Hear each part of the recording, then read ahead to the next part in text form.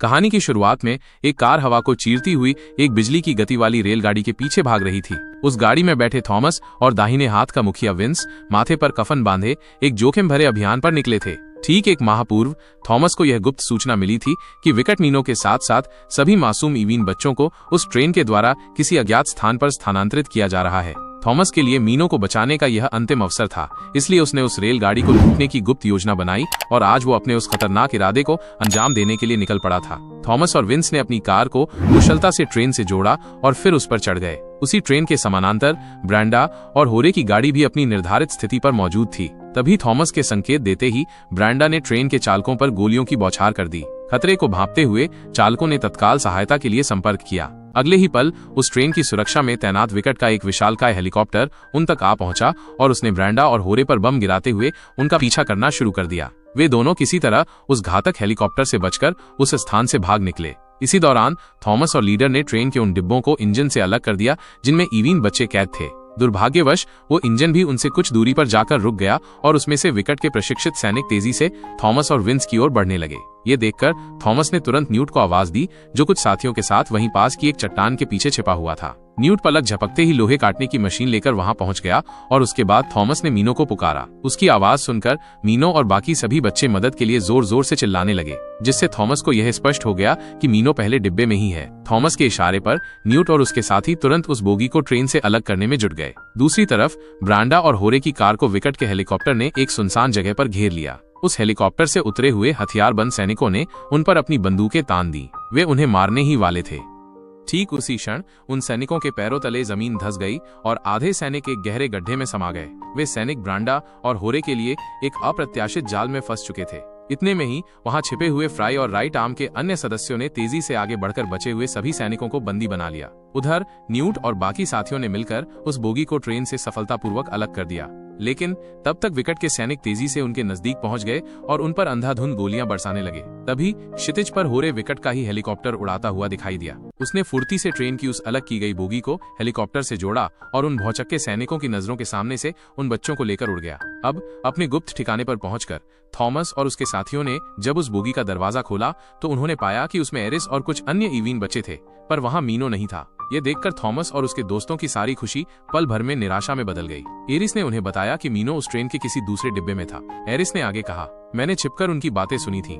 विकट के लोग हमें किसी शहर में ले जाने की योजना बना रहे थे जहां वे हम पर कोई भयानक प्रयोग करने वाले थे। एरिस से ये महत्वपूर्ण जानकारी मिलने के बाद थॉमस ने तुरंत नक्शे पर नजर डाली।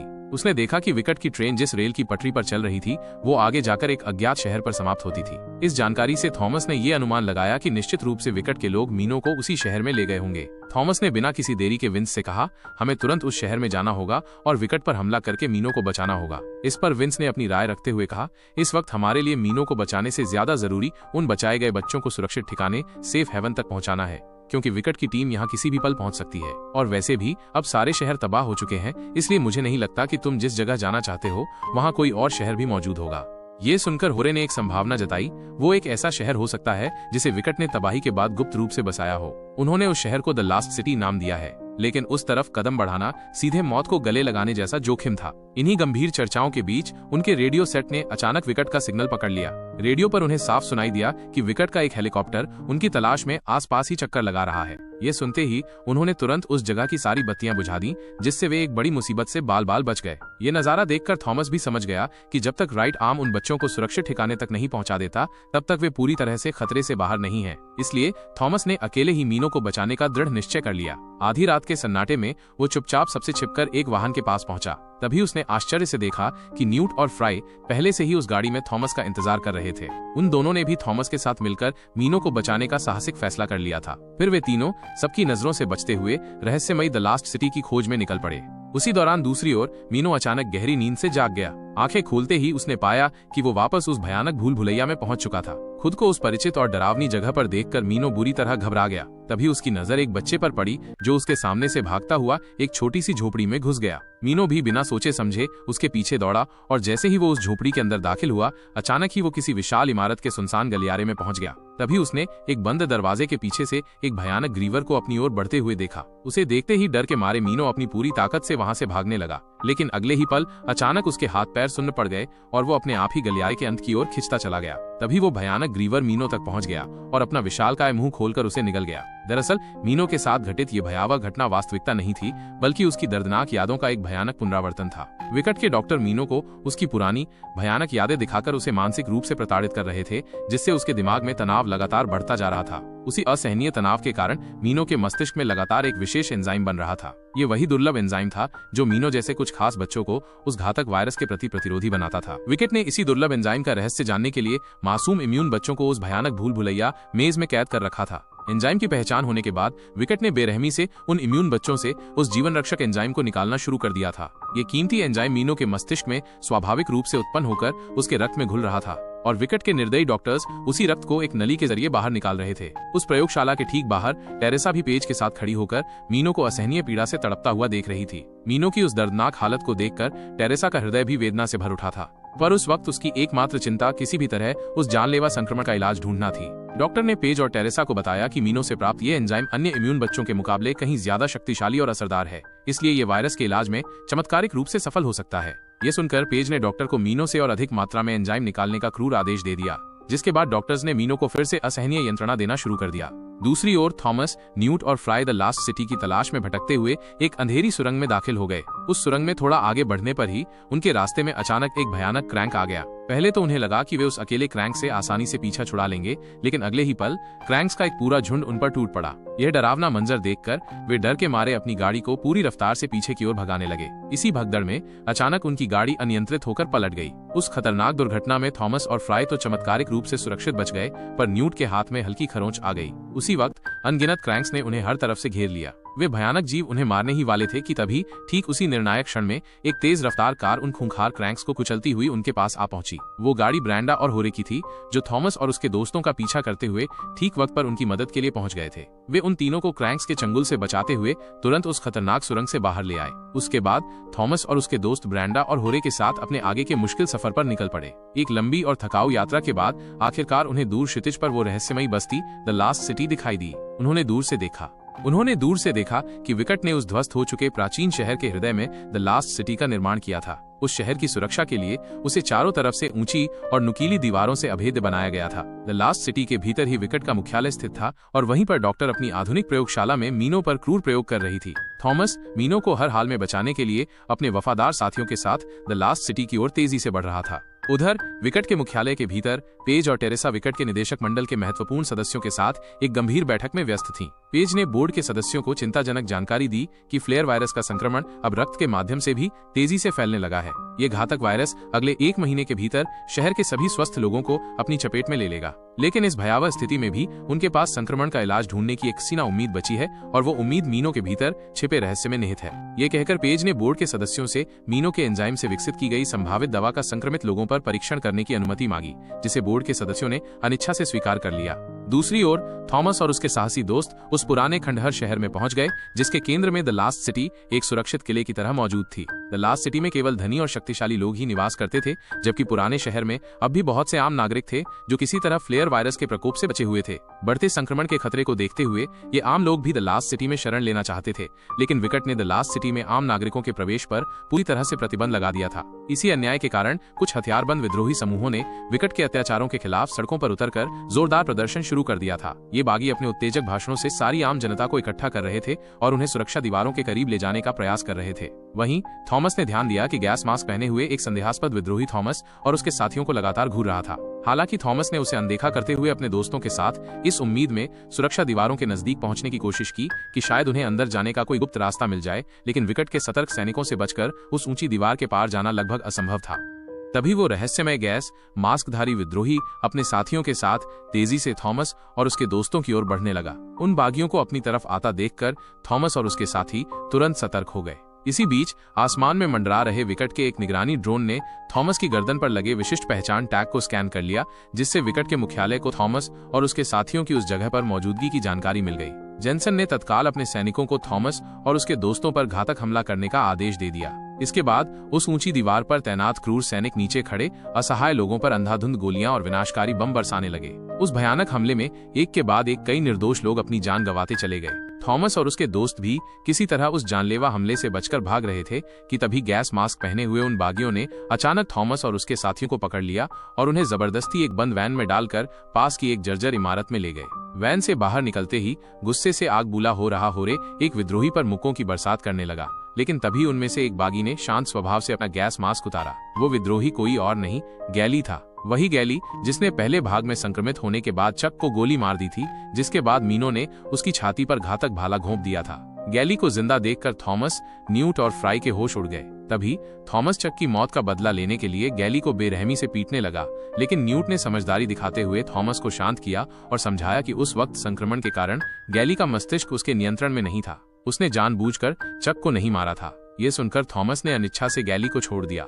उसके बाद न्यूट ने गैली से पूछा कि आखिर वो उस भयानक संक्रमण और मीनो के भाले के वार से कैसे बच गया। इस पर गैली ने उन्हें बताया कि वो भी एक इम्यून है, इसलिए संक्रमण का उस पर ज्यादा समय तक घातक असर नहीं रहा और मीनो के भाले से वो मरा नहीं था बल्कि बुरी तरह घायल हुआ था। थॉमस और उसके दोस्तों के जाने के बाद विकट के सैनिकों का एक दल उस प्रयोगशाला में पहुंचा। जब उन्हें पता चला कि गैली जिंदा है तो वे तुरंत उसे उठाकर इस शहर में अपने रहस्यमय नेता के पास ले गए और उसे मौत के मुंह से बचा लिया। तभी से गैली उस विद्रोही दल का एक महत्वपूर्ण हिस्सा बन गया था। ये रहस्योद्घाटन करने के बाद गैली ने थॉमस और उसके साथियों से पूछा, तुम लोग इस खतरनाक जगह पर क्या कर रहे हो? इस पर न्यूट ने उसे बताया कि विकट ने मीनो को बंदी बना लिया है और वे उसे बचाने के लिए उस अभेद्य दीवार के पार जाने का कोई रास्ता तलाश रहे हैं। ये सुनकर गैली ने आत्मविश्वास से कहा कि वह उस दीवार के पार जाने में उनकी सहायता कर सकता है। ये कहकर गैली उन्हें अपने रहस्यमय नेता लॉरेंस के पास ले गया। लॉरेंस का चेहरा देखते ही थॉमस और उसके दोस्त पूरी तरह से स्तब्ध रह गए। लॉरेंस भी उस भयानक वायरस से संक्रमित था, लेकिन उसने किसी तरह विकट की संक्रमण रोधी दवा हासिल कर ली थी,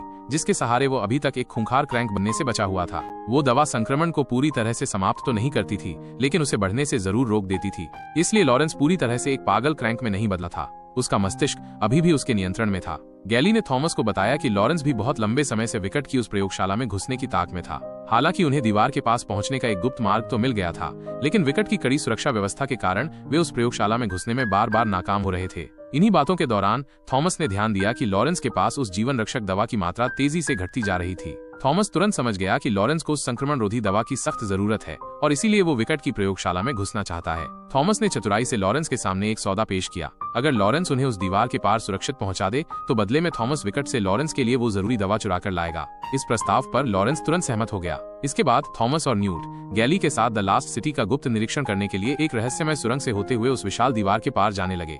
दूसरी ओर विकट की प्रयोगशाला के भीतर टेरेसा एक छोटी बच्ची के पास आई जो फ्लेयर वायरस से बुरी तरह संक्रमित थी। विकट के डॉक्टरों ने मीनो के रक्त से जो प्रायोगिक दवा बनाई थी उसे टेरेसा ने सावधानी पूर्वक उस छोटी बच्ची के हाथ में इंजेक्ट कर दिया। इंजेक्शन लगते ही वो बच्ची चमत्कारिक रूप से बिल्कुल ठीक हो गई। यह अद्भुत दृश्य देखकर टेरेसा के चेहरे पर खुशी की लहर दौड़ गई और बाहर खड़े पेज और जॉनसन भी इस सफलता से फूले नहीं समा रहे थे।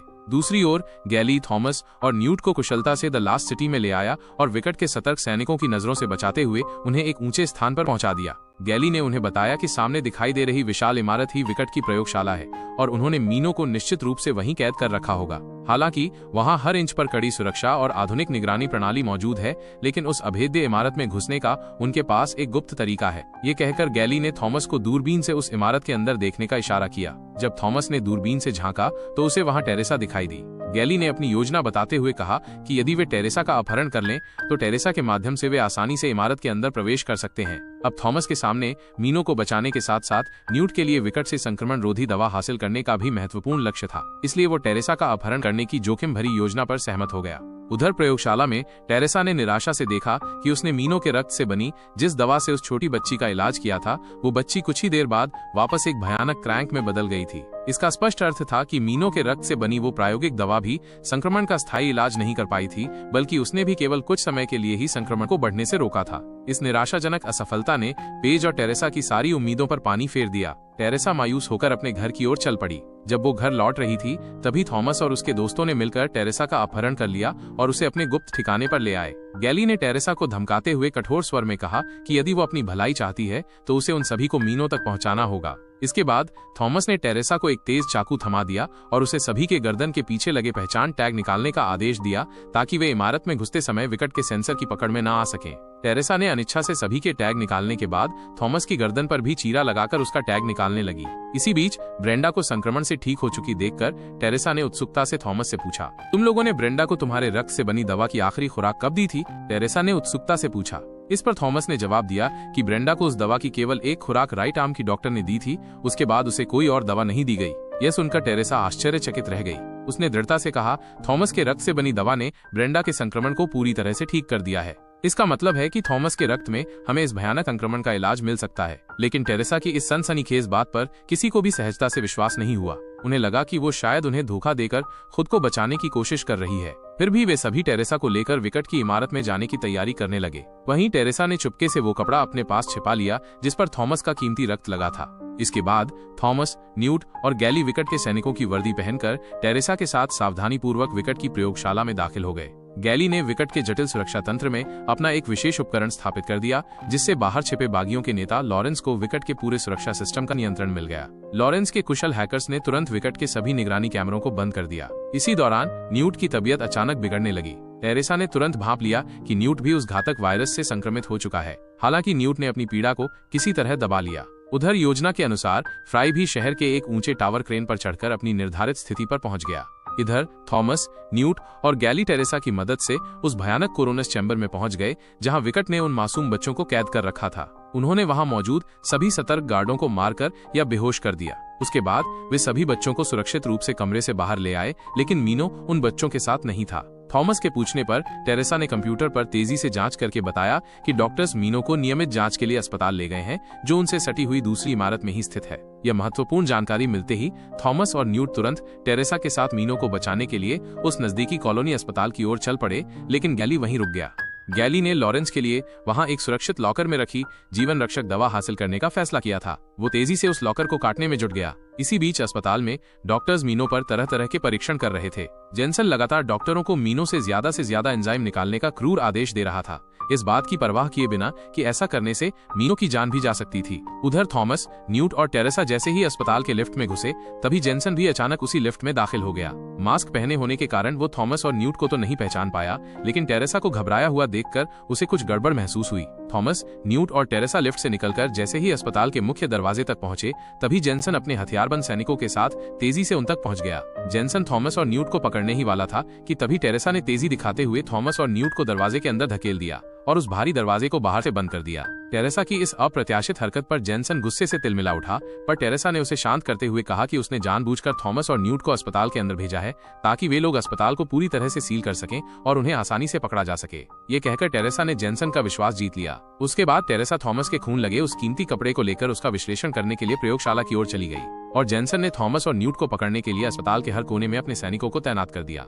इसी दौरान दूसरी ओर गैली ने आखिरकार उस लॉकर को काटकर सारी जीवन रक्षक दवाइयों को एक बड़े बैग में भर लिया और उन मासूम इम्यून बच्चों को लेकर अस्पताल के पार्किंग स्थल पर पहुंच गया। पार्किंग में ब्रेंडा पहले से ही बस लेकर उसका बेसब्री से इंतजार कर रही थी, लेकिन थॉमस और न्यूट अभी तक मीनो को लेकर वहां नहीं पहुंचे थे। इस बात ने ब्रेंडा की चिंता बढ़ा दी थी। तभी गैली ने सारे बच्चों और दवाइयों को ब्रेंडा के हाथों सौंप दिया और थॉमस को ढूंढने के लिए वापस अस्पताल के अंदर चला गया। उधर थॉमस और न्यूट सतर्कता से सैनिकों से बचते हुए मीनो को आवाज लगाते हुए उसे हर तरफ ढूंढ रहे थे। तभी स्कैनिंग कक्ष में लेटे हुए बेबस मीनो को थॉमस की आवाज सुनाई दी। उस जानी पहचानी आवाज को सुनकर मीनो की हिम्मत लौट आई और फिर पूरी ताकत से डॉक्टर्स और गार्ड्स पर अचानक हमला बोल दिया, जिससे वहां अफरा तफरी मच गई और वो उस कैद से आजाद होकर भाग निकला। दूसरी ओर थॉमस और न्यूट निडरता से विकट के सैनिकों का सामना कर रहे थे, लेकिन जल्द ही उनकी सारी गोलियां खत्म हो गईं। वे एक क्रूर सैनिक के हाथों अपनी जान गंवाने ही वाले थे कि तभी ठीक उसी निर्णायक क्षण में मीनो वहां प्रकट हो गया और उसने उस सैनिक को बुरी तरह पीट कर अधमरा कर दिया। थॉमस और न्यूट मीनो को सुरक्षित देखकर खुशी से झूम उठे,